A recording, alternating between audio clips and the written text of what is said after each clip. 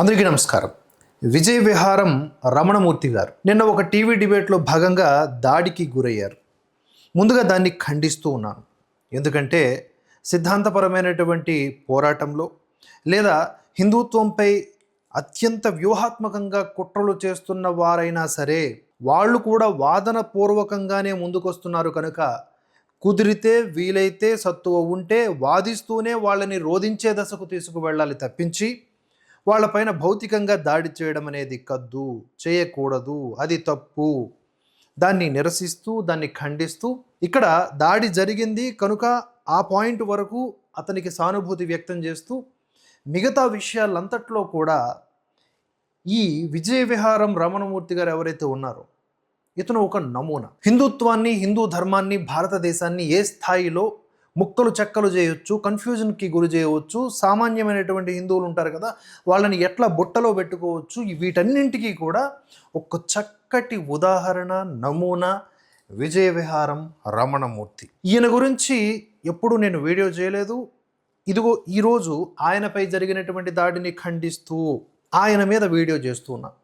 ఖండించడంతో close. ఆ chapter విషయం నేను మాట్లాడను. ఎవరు దాడి చేశారు, ఎందుకు దాడి చేశారు అనేది మనం తర్వాత చూసుకుందాం. దాడి చేసింది ఎవరైనా సరే అది తప్పు అని మాత్రం నేను స్పష్టంగా చెప్తున్నాను. కానీ ఎలాంటి ట్రాపుల్లో హిందుత్వవాదులని చెప్పుకునే వాళ్ళు పడుతున్నారు లేదా హిందువుల్ని పడేలా చేస్తున్నారు అనడానికి ఒక చిన్న ఎక్స్ప్లెనేషను చాడా శాస్త్రి గారు ఇచ్చారు. క్షుణ్ణంగా దాన్ని చదువుతాను, పరిశీలనాత్మకంగా అర్థం చేసుకునే ప్రయత్నం చేయండి. అలాగే ఇదే అంశం మీద ఇవాళ పలు వీడియోలు చేస్తాను.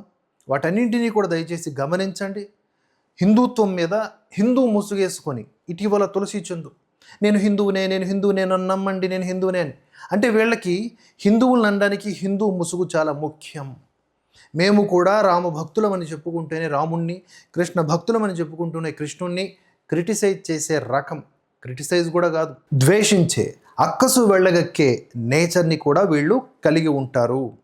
సో ముందుగా విజయ విహారం రమణమూర్తి చెప్పు దెబ్బ, సెక్యులరిజం ముసుగులో హిందూ సహనాన్ని పరీక్షించడం అంటూ ఉన్నటువంటి ఈ సంపాదకీయం చదువుదాం. సమాజంలో పెరుగుతున్న అసహనానికి బాధ్యులెవరు? భారతదేశం విభిన్న సంస్కృతులు, మతాల కలయిక. ఇక్కడ మెజారిటీగా ఉన్న హిందూ సమాజం సహనానికి, వసుదైవ కుటుంబకం అనేటటువంటి భావనకు ప్రాధాన్యత ఇస్తుంది. ఎంతటి తీవ్రమైన విమర్శలనైనా, దేవుళ్లపై వచ్చే వ్యంగ్య వ్యాఖ్యలనైనా ప్రజాస్వామ్యబద్ధంగా ఖండించడం లేదా చట్టపరంగా ఎదుర్కోవడం హిందువుల నైజం. అయితే ఈ శాంతియుత వైఖరిని బలహీనతగా భావించి నిరంతరం హిందూ ధర్మాన్ని, సంస్కృతిని చులకన చేస్తూ మాట్లాడటం కొందరికి అలవాటుగా మారిపోయింది. ఈ ధోరణి సమాజంలో తీవ్రమైన అసంతృప్తికి, ఉద్రిక్తతలకు దారితీస్తోంది. సమాజంలో తాము సెక్యులర్ వాదులమని చెప్పుకునే కొందరు వ్యక్తులు, మేధావులు ఒక నిర్దిష్టమైన పంథాను అనుసరిస్తూ ఉన్నారు. ఇతర మతాల గురించో, వారి విశ్వాసాల గురించో మాట్లాడేటప్పుడు తీవ్రమైన ప్రతిఘటన, హింస లేదా ప్రాణభయం ఉంటుందనే కారణంతో అత్యంత జాగ్రత్తగా, అలా ఆచితూచి వ్యవహరిస్తారు. అక్కడ ఎలాంటి విమర్శలు చేయడానికి సాహసించరు. చేసినా అలా వయామీడియా టచ్ చేసి ఎక్కువ ఫోకస్ హిందుత్వం మీదనే చేస్తారు. హిందూ ధర్మంపై, దేవుళ్లపై ఎంతటి కటువైన వ్యాఖ్యలు చేసినా భౌతిక దాడులు జరగవనే నమ్మకంతో నిరంతరం హిందూ ధర్మాన్ని, దేవుళ్లను, హిందూ పండుగలను, ఆచారాలను, పద్ధతులను, హిందూ సంఘాలను టార్గెట్ చేస్తూ విషం చిమ్ముతూ హిందూ యువతను రెచ్చగొడుతూనే ఉన్నారు. ఈ విధమైనటువంటి పక్షపాత వైఖరి సగటు హిందూ యువతలో తీవ్ర ఆవేదనను, ఆక్రోశాన్ని నింపుతుంది. భౌతిక దాడుల వైపు నెడుతున్నది ఎవరు? టీవీ డిబేట్లలోనూ, సోషల్ మీడియా వేదికల మీదో నిరంతరం హిందూ సమాజాన్ని రెచ్చగొట్టేలా మాట్లాడేవారు. ఆ తర్వాత ఏదైనా ఊహించని సంఘటన జరిగినప్పుడు వెంటనే విక్టిమ్ కార్డు, ఏమిటది విక్టిమ్ కార్డు బయటకు తీస్తారు. తాము మాట్లాడిన అసభ్యకర వ్యాఖ్యలను పక్కన పెట్టి తామేదో భావ ప్రకటన స్వేచ్ఛను కాపాడుతున్నట్లుగా అవతలి వారే ఫాసిస్టులు, మతోన్మాదులు అంటూ ప్రచారం చేయడం వీరికి అలవాటుగా మారింది. ఉదాహరణకు, చచ్చిన ఒక సెక్యులరిస్టు దేవుడు ఉన్నాడా లేదా అని చెక్ చేయడానికి దేవుడు విగ్రహాలపై చిన్నప్పుడు ఉచ్చపోశాను అని ఆత్మకథలో రాసుకున్నాడు ఆ చచ్చిన డాష్ గాడు. అది ఈ సెక్యులర్స్ దృష్టిలో భావ ప్రకటన స్వేచ్ఛ. ఏమిటది? భావ ప్రకటన స్వేచ్ఛ. ఎప్పుడో చిన్నప్పుడు చేసింది ఇప్పుడు మళ్ళీ వాడు ఆత్మకథలో రాయడం ఏమిటి అని ఏ మేధావి ప్రశ్నించలేదు. పైగా వాడిని విమర్శించిన హిందూ సంఘాల మీద సమాజంలో వాక్ స్వేచ్ఛ పోతోంది అని ఈ మేధావులు దాడి చేశారు.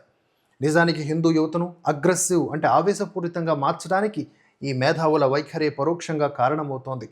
కొడితేనే లేదా హింసకు దిగితేనే అందరూ గౌరవిస్తారు లేదా భయపడతారు అనే తప్పుడు సంకేతాన్ని ఈ సెక్యులర్ ముఠా సమాజంలోకి పంపుతోంది. శాంతియుతంగా ఉంటే చులకన చేయడం, హింసకు దిగితే భయపడి సైలెంట్ అవ్వడం అనే ఈ ద్వంద్వ నీతి వల్లే కొందరు హిందూ యువకులు కూడా చట్టాన్ని చేతుల్లోకి తీసుకునే పరిస్థితులు తలెత్తుతున్నాయి. సెక్యులర్ ముఠాకు హెచ్చరిక. హిందూ సమాజం ఇంకా చాలా సహనంతోనే ఉంది కాబట్టే ప్రజాస్వామ్య వ్యవస్థలు నడుస్తున్నాయి. కానీ నిరంతరం ఆ సహనాన్ని పరీక్షించడం, ఉద్దేశ్యపూర్వకంగా రెచ్చగొట్టడం మంచి పద్ధతి కాదు. హిందూ ద్వేషులు ఎటువంటి వారైనా వారిని నెత్తిన పెట్టుకోవడం ఆపండి. విమర్శ అనేది అన్ని మతాలపైన సమానంగా ఉండాలి లేదా అందరి విశ్వాసాలను సమానంగా గౌరవించాలి. ఒకరిని భయంతో పూజించి మరొకరిని చులకన చేయటం సెక్యులరిజం అనిపించుకోదు. మీ పక్షపాత ధోరణి వల్ల హిందూ యువత కూడా చట్టాన్ని చేతుల్లోకి తీసుకుని హింసాత్మక మార్గాన్ని ఎంచుకుంటే దానికి పూర్తి బాధ్యత ఈ రెచ్చగొట్టే మేధావులదే అవుతుంది. భావ ప్రకటన స్వేచ్ఛ అనేది ఇతరుల నమ్మకాల్ని, సంస్కృతిని కించపరచడానికి లైసెన్స్ కాదు. సమాజంలో శాంతి భద్రతలు వర్ధిల్లాలంటే హిందూ సమాజం చూపిస్తున్న సహనాన్ని గౌరవించాలి. హిందూ యువత కూడా ఇటువంటి రెచ్చగొట్టే మాటలతో వారు పన్నే ఉచ్చులో పడకుండా చట్టపరమైన ప్రజాస్వామ్యబద్ధమైన పోరాటాల ద్వారానే ఇటువంటి శక్తులకు బుద్ధి చెప్పాలి. అదే సమయంలో ఈ సెలెక్టివ్ సెక్యులరిజం నడుపుతున్న శక్తులు తమ వైఖరిని మార్చుకోకపోతే సమాజంలో శాంతిని శాశ్వతంగా దూరం చేశారనే అపవాదు మూటగట్టుకుంటారు అంటూ ముగించారు చాడా శాస్త్రి గారు. ఈ రైటింగ్ ఇప్పుడు అందరూ కూడా అర్థం చేసుకోవాల్సింది, రెచ్చగొట్టడానికి అవతల వాళ్ళు సిద్ధంగా ప్రణాళికలతో ఉన్నారు. రెచ్చిపోవటం వల్ల మీరు పీకి కట్టగట్టేది ఏమీ లేదు.